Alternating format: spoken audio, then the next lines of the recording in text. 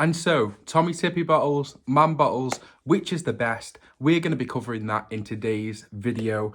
So guys, let's start off with the Tommee Tippee bottle. Now, Tommee Tippee is a brand that we used with our firstborn child.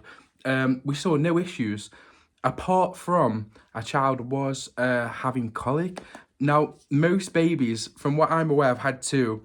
They do get colic in the early stages. Now, I'm not a GP, I'm not a doctor. I can't link the colic directly to a bottle, but what I can say is, using the Tommee Tippee bottle, our firstborn had colic. Using the MAM bottle, our secondborn didn't really have colic. Had colic a little bit, but wasn't as bad as our firstborn. Again, I can't put it down to, I have to stress this, I can't put it down to the bottles themselves. Maybe leave some comments in the comment section below. Tell me, have you noticed any difference from bottles directly? Or do you feel as well it's more so down to babies are just different, they develop different. Some babies have bad colic, some babies don't. Second point is the overall feel and the overall touch of the Tommee Tippee bottle. Now, it just feels like a normal bottle until you've held and felt the MAM bottle. The Tommee Tippee bottle overall, it feels bulky, it feels harder to hold. It also feels, for me, I've got quite big hands and it's just tricky. Whereas the MAM bottle, it's more stern. Is stern the right word to use? I'm not sure, but it feels more comfortable.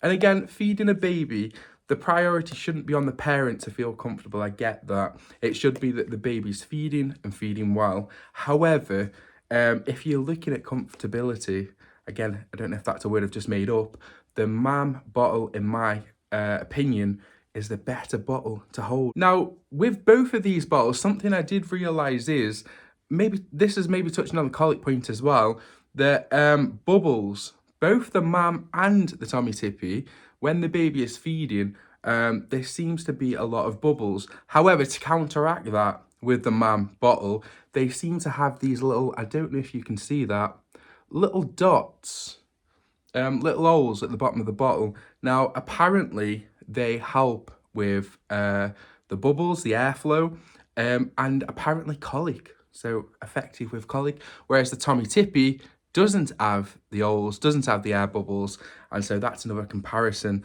and surely a win-win for the MAM bottles. Guys, this is, again, just my opinion.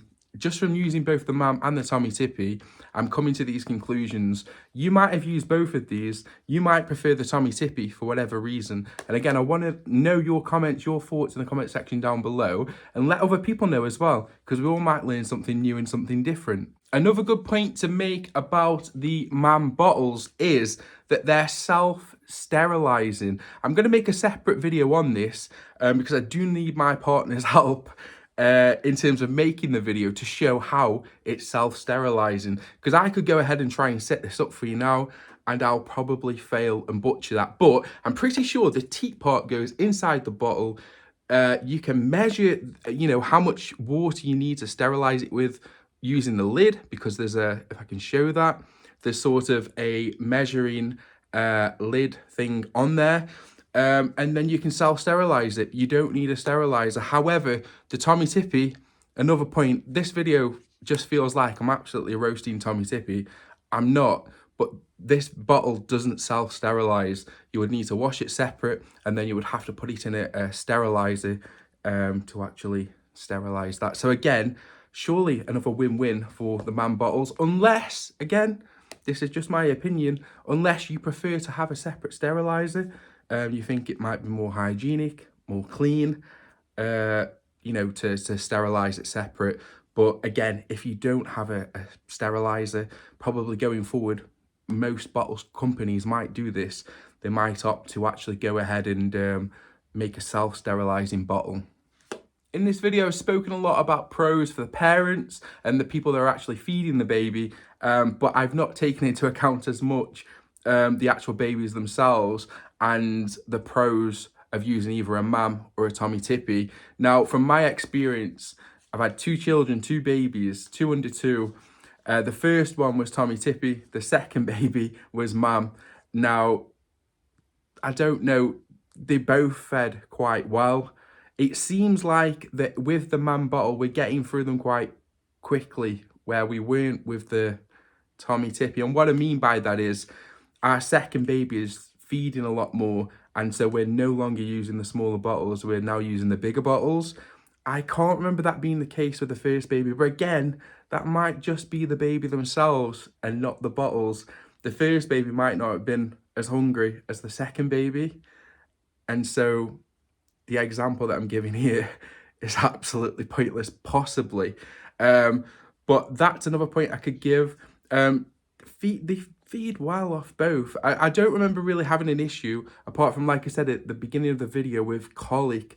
But again, can I make that point? I can't really link the colic to the bottle. So again, should I be making that point in this video? I'm not sure. What I do want you to do, though, is leave a comment in the comment section down below. Surely you've used Tommee Tippee, or you're looking to use Tommee Tippee.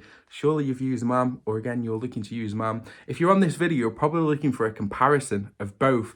Hopefully, I've covered that in today's video. If I haven't, again, leave a comment in the comment section down below. Tell me how to improve. This is the first video on the channel, and if you want more videos like this, whether it's helped you or not, subscribe for more. See you next time.